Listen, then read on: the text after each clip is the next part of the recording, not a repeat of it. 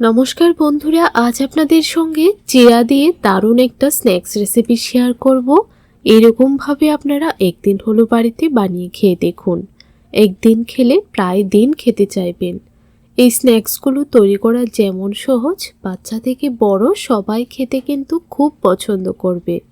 কিভাবে এই স্ন্যাক্সগুলো তৈরি করেছি চলুন তাহলে দেখে নেওয়া যাক। রেসিপিটি ভালো লাগলে লাইক, শেয়ার, সাবস্ক্রাইব করে আমার পাশে থাকবেন।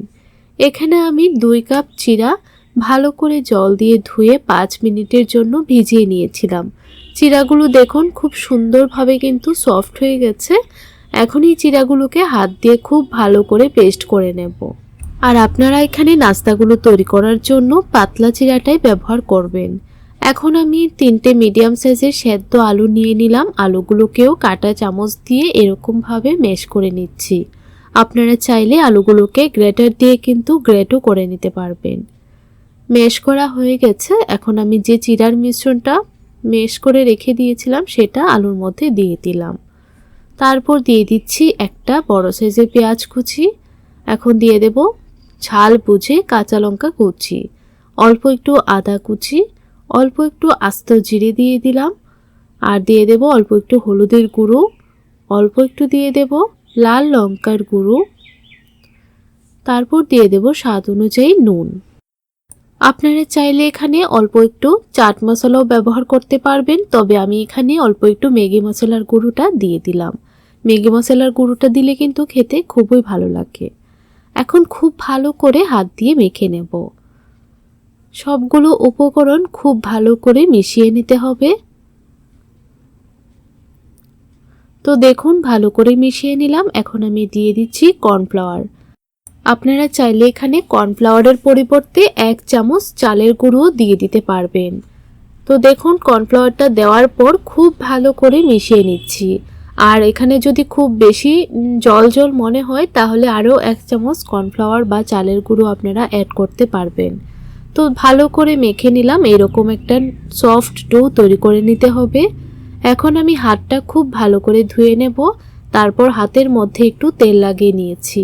হাতের মধ্যে একটু তেল লাগিয়ে নিলে এই মিশ্রণটা কিন্তু হাতের মধ্যে আর লেগে যাবে না। তারপর অল্প একটু মিশ্রণ হাতের মধ্যে নিয়ে প্রথমে গোল করে নিয়েছিলাম। তারপর হাত দিয়ে একটু চ্যাপটা করে এরকম টিকির মতো করে বানিয়ে নিলাম। এইরকম ভাবে কিন্তু সবগুলো নাস্তাই তৈরি করে নেব। এই দেখুন সবগুলো নাস্তা আমি বানিয়ে নিলাম। আপনাদের পছন্দ অনুযায়ী আপনারা যে কোনো শেপে এই নাস্তাগুলো বানিয়ে নিতে পারবেন। এখন আমি একটা ফ্রাই প্যানের মধ্যে তেল ভালো করে গরম করে নিয়েছি। তেলটা আপনারা খুব ভালো করে গরম করে নেবেন। তারপর এক এক করে নাস্তাগুলো দিয়ে দিচ্ছি। সবগুলো নাস্তা একসঙ্গে ভাজা যাবে না, তাই আমি দুটি বেছে নাস্তাগুলো ভেজে নেব। তো কিছুক্ষণ পর উল্টিয়ে দিচ্ছি। যখনই একটা পিঠ হালকা কালার চলে এসেছে তখনই উল্টিয়ে দিচ্ছি। গ্যাসের ফ্লেমটা লো টু মিডিয়ামের মধ্যে রেখে ভাজবেন, তাহলে দেখবেন নাস্তাগুলো খুব মুচমুচে হবে আর ভেতরটা সফট হবে।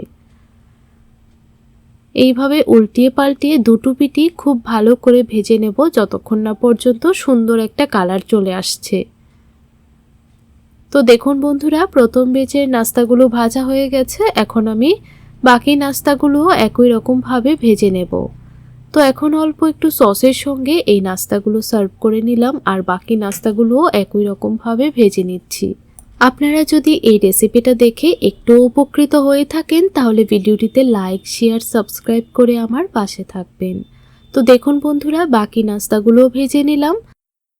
এই টিফিনগুলো যদি আপনারা সকালে বা সন্ধ্যায় টিফিনে তৈরি করেন দেখবেন বাচ্চা থেকে বড় সবাই খেতে কিন্তু ভীষণ পছন্দ করবে আর বাইরে থেকে অন্য কিছু এনে দেওয়ার কোনো বায়না করবে না। তাহলে বন্ধুরা আজ এই পর্যন্তই। দেখা হবে পরবর্তী রেসিপিতে। ততক্ষণ আপনারা ভালো থাকবেন, সুস্থ থাকবেন।